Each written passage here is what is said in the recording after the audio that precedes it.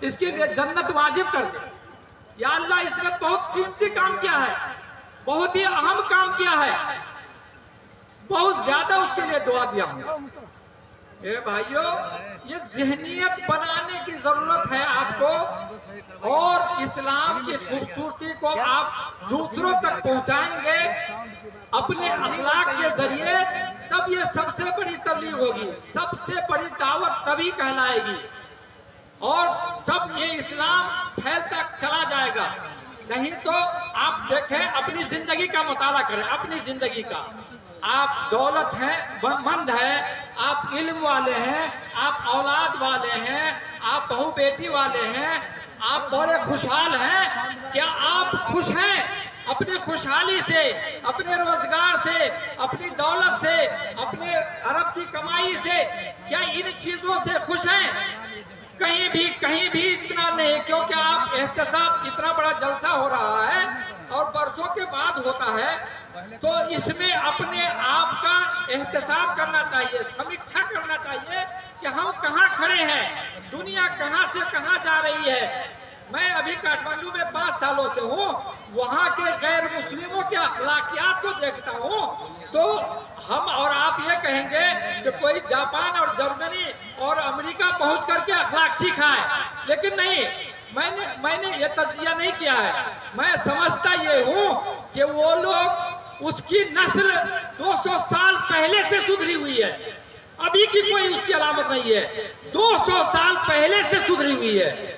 تو ہم لوگ جو ہمارے پاس اتنی روشن تعلیم ہے، اتنا بڑا اہم دین ہے، ان الدین عند اللہ الاسلام، اللہ کو سب سے پیارا، سب سے محبوب دین اسلام ہے، یہ اتھارٹی ہمارے پاس موجود ہے، یہ سب کی اللہ کی رضا ہمارے ساتھ ہے، اس کے باوجود بھی ہم دین سے دور ہیں، دین سے بہت زیادہ کٹے ہوئے ہیں۔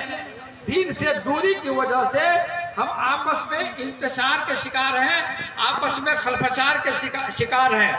نہیں تو دعوت کے کام کو لے کر آپ اٹھیں گے تو جو عیسائی مشنری، ایک چرچ بھی نہیں تھا کاٹھمانڈو میں، آج ہزاروں چرچ وہاں ہے، کوئی رکاوٹ کہیں بھی نہیں ہے۔ آپ دعوت کا کام کریں، اپنے اسلام کو پیش کریں، وہ خود پیاسے، سارے لوگ پیاسے ہیں۔ جو اخلاق مند ہیں ان کو اسلام کی خوبصورتی تو ضرور چاہیے، جس میں امن ہی امن ہے، جس میں شانتی ہی شانتی ہے۔ اس شانتی والے اسلام کو کون نہیں لینا پسند کرے گا؟ آپ کو اخلاق کی بات بتاؤں، رسول اللہ صلی اللہ علیہ وسلم کے پاس مسجد نبوی میں ایک دیہاتی آ کر کے پیشاب کر دیا، ایک دیہاتی آ کے پیشاب کر دیا، آپ کیا کہیں گے؟ وہ مسلمان ہے اور مسجد میں پیشاب کر رہا ہے، آپ تو پیٹتے پیٹتے اس کو بھگا دیں گے۔ لیکن نبی اور وہاں کے صحابہ کرام بھی او کرنے لگے، ارے کیا ظلم ہو رہا ہے، لیکن نبی صلی اللہ علیہ وسلم نے خاموش کر دیا لوگوں کو، اور اس کو سمجھایا، اس دیہاتی کو سمجھایا کہ یہ اللہ کے عبادت کی جگہ ہے، ذکر و اذکار کی جگہ ہے، یہ پیشاب کرنے کی جگہ نہیں ہے۔ تو کتنے خوش اسلوبی سے نبی صلی اللہ علیہ وسلم نے سمجھا دیا۔ تو کیا اسی دور کے لیے سمجھانا تھا؟ اسی دور میں یہ دیہاتی تھا، ہمارے دور میں دیہاتی نہیں ہے۔ میں ایک جگہ نماز پڑھا رہا تھا، پیچھے مقتدی تھے، تو ایک آدمی آیا اور کہتا ہے دوسرے آدمی کو کڑی ڈولتا، تو دوسرے آدمی نے کہا کہ کہیں جگہ نماز میں نیت پڑھے ہوا ہے کہہ رہا ہے۔ تو تیسرا سیکریٹری صاحب تھا، اس گاؤں کا سیکریٹری صاحب تھا، وہ کہتا ہے اسی نمازی کی حالت میں کہتا ہے تیرے نماز میں نہیں پہنچی ہے، نماز میں نہیں پہنچی، وہ بھی بچ کے دکھا دیا۔ تو اور رسول اللہ صلی اللہ علیہ وسلم کے دور میں بھی یہ واقعہ ہوا، معاویہ بن حکم سلمی رضی اللہ عنہ سے روایت ہے کہ میں نماز پڑھ رہا تھا تو ایک آدمی کو چھینک آ گئی، کسی مسلمان کو چھینک آ گئی جماعت میں، تو میں نے یرحمک اللہ کہہ دیا، تو سب آدمی آنکھ گھرنے لگے، جتنے نمازی تھے مسلمان، کہ نماز میں آواز پیدا کیا، سب آدمی آنکھ گھرنے لگے۔ تو میں घबरा गया, डर गया और सोचा कि ये तो बहुत बुरा हो गया, मेरी माँ मुझको रोए या मैं मर जाऊं आज के दिन, ऐसा दिन ना मुझको देखना पड़े जो सब मुसलमान मुझसे नाराज हैं। तो वो कहते हैं, वो बोलने लगे, अपनी सफाई देने लगे। तो नमाज जब खत्म हुई तो रसूलुल्लाह सल्लल्लाहु अलैहि वसल्लम ने उनको समझाया कि ये नमाज जिक्र और अज़कार के लिए है, आवाज पैदा करने के लिए, दुनियावी आवाज पैदा करने के लिए नहीं है।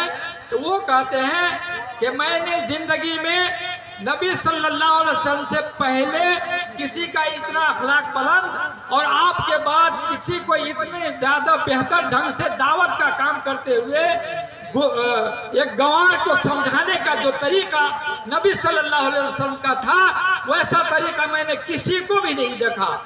उस सहाबे ने कहा, और वो सब लोग कैसे लोग थे कि ऐसे लोगों को सुधारना, संभालना। एक आदमी नबी सल्लल्लाहु अलैहि वसल्लम के पास आया, एक नौजवान आया और नबी सल्लल्लाहु अलैहि वसल्लम से कहा कि ऐ अल्लाह के रसूल सल्लल्लाहु अलैहि वसल्लम, मुझको ज़िना की इजाजत दीजिए, बलात्कारी करने की इजाजत दीजिए। तो रसूलुल्लाह सल्लल्लाहु अलैहि वसल्लम ने उसको इंतहाई नरमी के साथ बिठाया।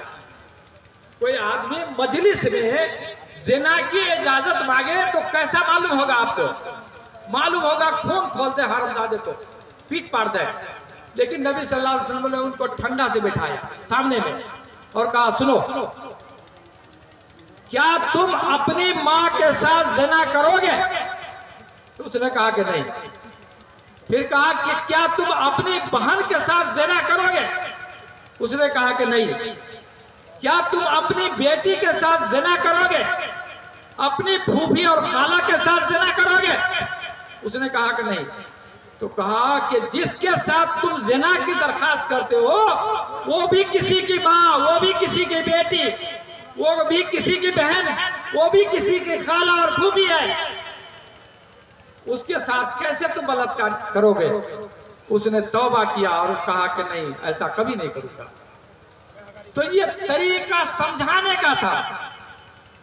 हजरत हसन हुसैन रज़ी अल्लाह अन्हुमा एक बुजुर्ग आदमी वुज़ू बना रहे थे देहाती, तो अलबटा टाइप का अल्टर पल्टर उल्टा सीधा वुज़ू करने लगे। वो बुजुर्ग आदमी नमाज पढ़ने के लिए आए थे मस्जिद में।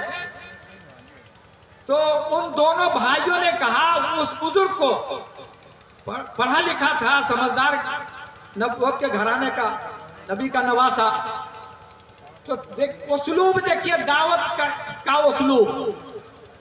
हजरत हसन हुसैन ने कहा कि ऐ चचा, हम दोनों भाई वुज़ू करते हैं, अगर हमारी वुज़ू में गलती है तो टोक दीजिएगा। अपनी गलती के बारे में कहा कि हमारी वुज़ू में गलती है तो टोक दीजिएगा। तो दोनों वुज़ू किए। उस बुजुर्ग ने दोनों की वुज़ू को देखा तो कोई पुरानी बात याद आ गई। तो उन्होंने कहा कि ऐ बाबू, ऐ बेटा, ये तो तुम्हारी वुज़ू सही है, हम ही गलती किए थे। अपनी गलती का वो बुजुर्ग आदमी इकरार कर रहा है बच्चा से, लड़का सबसे। तो तरीका था ना समझाने का।